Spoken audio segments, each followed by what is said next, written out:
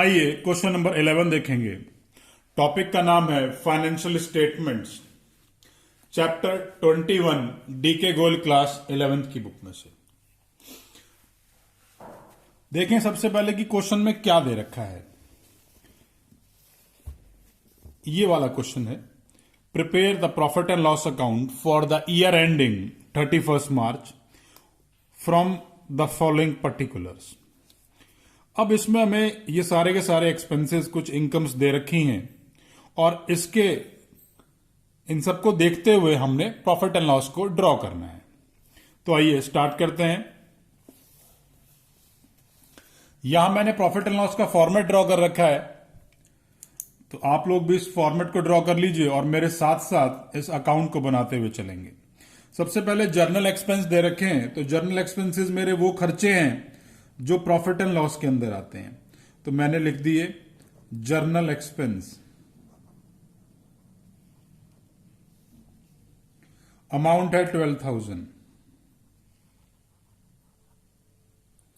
उसके बाद चैरिटी भी मेरा प्रॉफिट एंड लॉस का खर्चा है, ये भी मैंने प्रॉफिट एंड लॉस के डेबिट साइड में लिख दिए। इसके बाद ऑफिस लाइटिंग,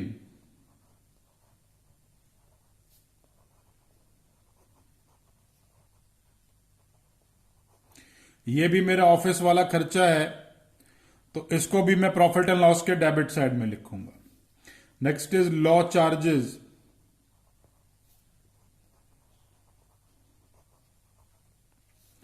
लॉ चार्जेस मेरे 5800।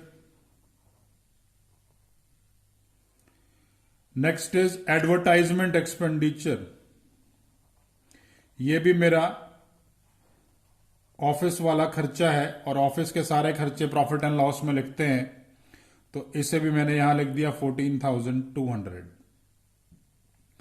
उसके बाद है बैंक चार्जेस, ये भी मेरा प्रॉफिट एंड लॉस का खर्चा है,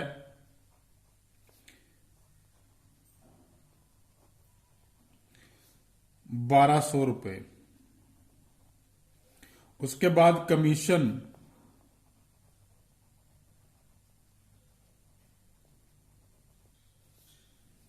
$7,000। उसके बाद रेंट, रेट एंड टैक्सेस,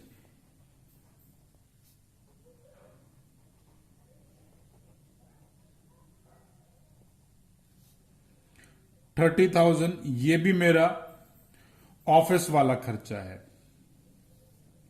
तो ये भी P&L में आया। उसके बाद है इंटरेस्ट ऑन इन्वेस्टमेंट, इन्वेस्टमेंट पर जो इंटरेस्ट है वो मेरा एक सोर्स ऑफ इनकम है, तो P&L के क्रेडिट साइड में आएगा।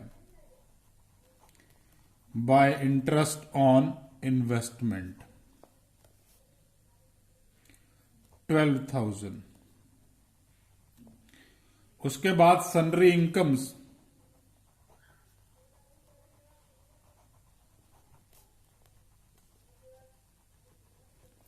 Sundry income 6,000।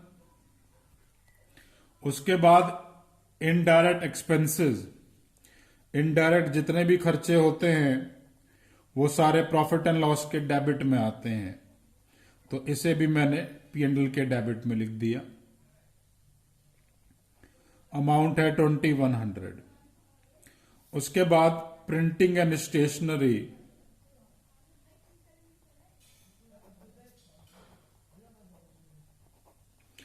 Printing and stationery का अमाउंट है 1,500।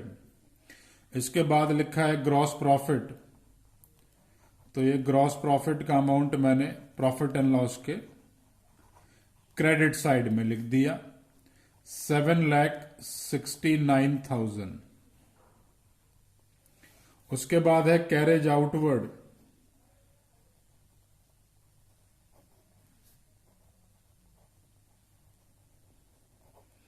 कैरेज आउटवर्ड का अमाउंट है 20,000, ये कैरेज आउटवर्ड मैंने यहां लिख दिया 20,000।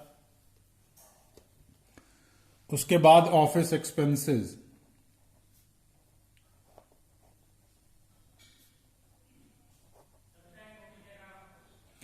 ऑफिस एक्सपेंसेस हैं 16,000। उसके बाद है फायर इंश्योरेंस प्रीमियम।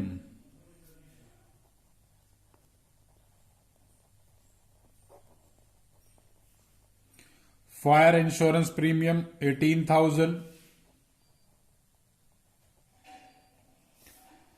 उसके बाद टेलीफोन एक्सपेंसेस,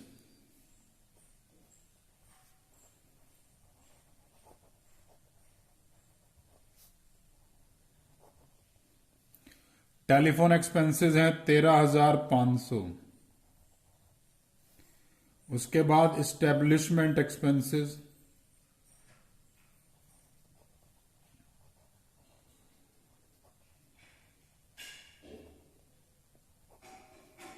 एस्टेब्लिशमेंट एक्सपेंसेस 2,500। उसके बाद मिसलेनियस एक्सपेंसेस,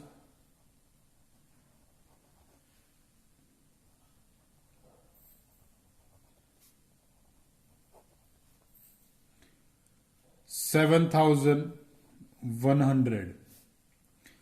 उसके बाद डिस्काउंट रिसीव्ड, ये डिस्काउंट रिसीव्ड हमारे लिए एक इनकम की तरह है, तो मैं इसको प्रॉफिट एंड लॉस के क्रेडिट साइड में डालूंगा। अमाउंट है 6,200। उसके बाद ट्रेवलर सैलरी,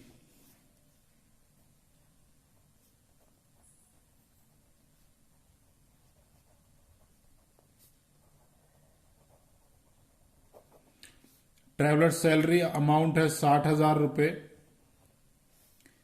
उसके बाद रिपेयर,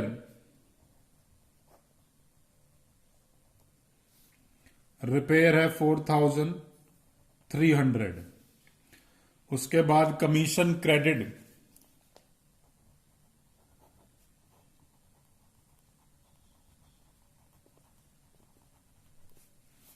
अब कमीशन क्रेडिट का मतलब है कि कमीशन हमें मिला है, तो इसे भी मैंने प्रॉफिट एंड लॉस के क्रेडिट साइड में डाल लिया। आइए अब हम सब मिलकर इसका टोटल कर लेते हैं।